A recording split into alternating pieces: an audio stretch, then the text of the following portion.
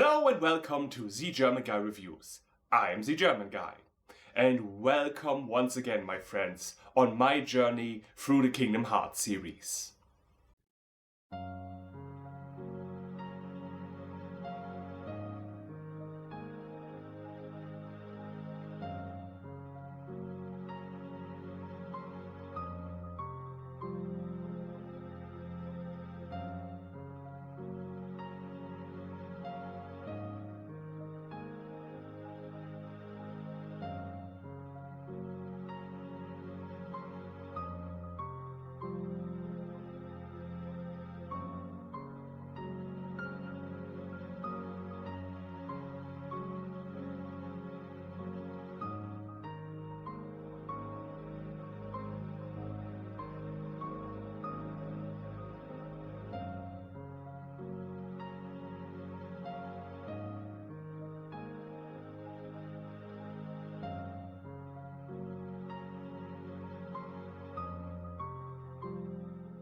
Last time we learned a very important lesson. To be a hero means to have lots and lots of muscle. Nah, just kidding. Obviously you need a strong heart. Which is a muscle. Now Ventus travels through space again, having no real goal at the moment. But that changes quickly when a giant onverse flies past him, and he decides to pursue it. The onverse, in order to escape us, goes on board of Gantu's ship. The captain wants to put us under arrest, but the monster is causing havoc in the engine room. The young boy wants to do something, since this is kind of his fault. But Stitch, who used the opportunity to escape his prison, shows up and wonders if we could be friends with Terra and Aqua. Not all anime characters with spiky hair know each other. A big earthquake, can you call it that if you're on a ship in space, and the announcement that the ship is going to explode soon reminds him that there's more important things to do right now. Ventus tells Stitch to stay back, but of course he doesn't give a crap and joins him in battle against the Unversed. Gantu, instead of congratulating us, says he is going to take down 626, because he believes that he will never be anything else but a weapon designed to destroy. The Keyblade wielder apprentice, however, saw how sad he was when his wayfinder broke, how he tried to make a connection with him, and that he is doing his best to understand what friendship is. That's why Ven helps him by stealing an escape pod. The Federation ships hunt the both of them, but Stitch, knowing how to kill a person with everything in the kitchen, including the kitchen itself, has no expertise in flying a spaceship, and accidentally goes into hyperdrive. The shockwave sends Ventus far away. Upon realizing that it's impossible to find Stitch now, he moves on. He then arrives in Neverland and takes a nap. Sure, why not? I mean, if your friends don't want you to help, you might as well view this as a vacation now. But you do realize the longer you stay away from home, the harder your punishment is going to be, right? The Lost Boys wake him up, asking who he is. Tinkerbell interrupts them quickly. The reason, she saw a shooting star and wants the boys to find it.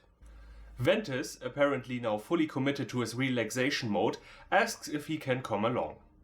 The boys joyfully say yes, and Ven meets Peter Pan. He wants to steal Captain Hook's treasure and decides for everybody that they will go and do that instead. This is part of the reason why everybody eventually leaves you. Just saying.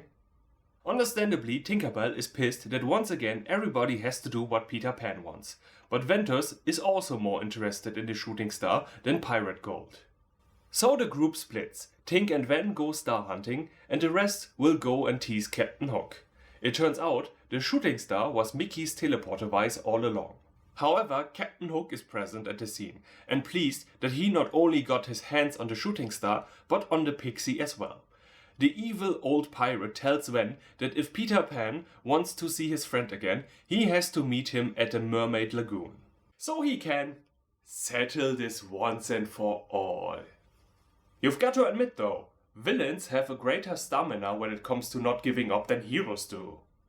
Ven tells Peter that Tinkerbell has been pixie-napped. His words, not mine. They go to the lagoon even though they know it's going to be a trap.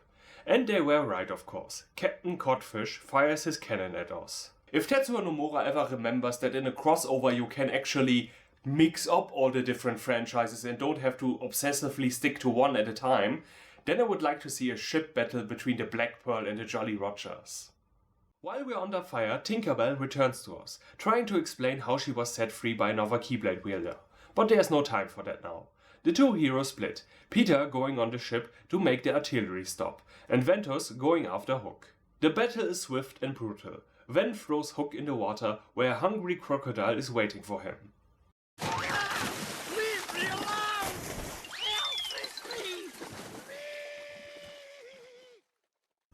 Yeah, that's pretty impressive, but in a race my money would still be on that vampire guy.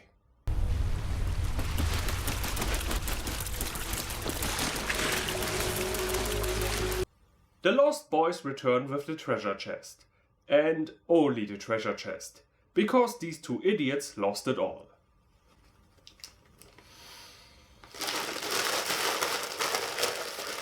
Why did you get our hopes up? But since we already went through Aqua's storyline, you all know what's coming. The gang decides to make their own treasure. Each of them must put something in the chest, most valuable to them. A few moments later, the chest is full with toys and other stuff that created special memories. Oh, wait, Tink! I'm pretty sure that belongs to a friend of mine. Do you think maybe I could hang on to it? Now, Tink! Was your mother a magpie bird? Give me back my stuff! Ooh, fun fact! Researchers found out that birds like crows and such actually don't have a natural compulsion to steal. In fact, most birds associated with thievery get nervous around shiny objects. Don't be mistaken, some birds do steal, but it's not part of their normal behavior, as people have claimed over the centuries. I think it was a good choice to pick this over human contact. Tinkerbell gives back that what is not hers, and the moment Ventus holds the star shard in his hand, he gets teleported to Master Yensid's home, where Donald and Goofy, yes they're in this story too, are happy to see us, since we are the only person who saw their king last, and can help find him. Even though Donald had this to say in Kingdom Hearts 2. Master Yensid lives here?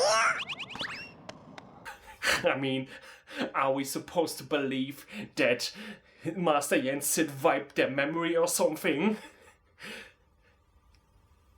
Oh my god. Sorry. But Ven has to disappoint them, saying he doesn't know where the king is. However, now that the star shard is back, Yensid can locate Mickey's position. Something he couldn't do before because Mickey was jumping from one world to the next. Ventus recognizes the wasteland and says he will go and save Mickey without Donald and Goofy, because blah blah blah bullshit reasons. Anyway, he finds Mickey, but he has been served good. Master Xehanort shows up, and upon seeing him, Ventus's mind is overrun with memories. In this moment, the game does what it can do best, namely confuse us. Xehanort tells Ventus he needs to clash with his darkness in order to form the ultimate Keyblade. Blade. Not the Keyblades you and I carry. Key, the most ancient mirror. Some say Kai, but the meaning is the same. Two things. One, are you seriously explaining grammar right now? Because I wanted to do that! And second, are the characters aware about the subtitles? The evil Keyblade Master asks Ventus if he never wondered why Master Eraqus never allowed him to leave his homeworld.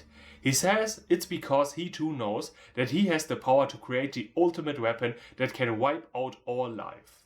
Ven visibly gets angry at his master for not telling him the truth about his origins, and Xehanort gladly wants to assist us.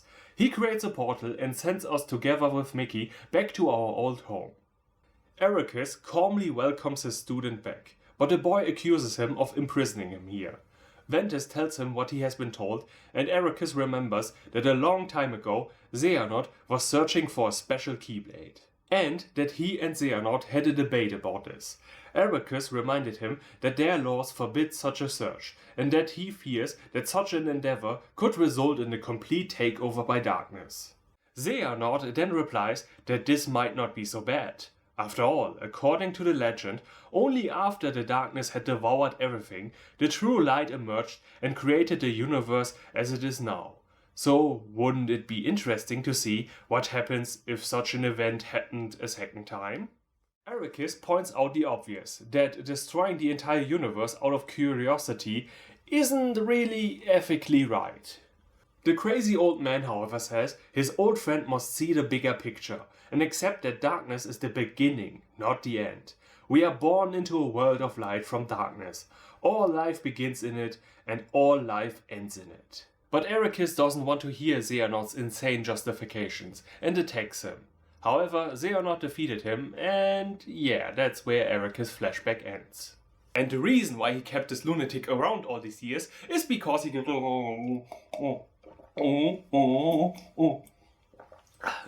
It's a bit complicated, but it makes all sense when you think about it. I failed. You did. You really did. Yeah, no reason to be friendly about this.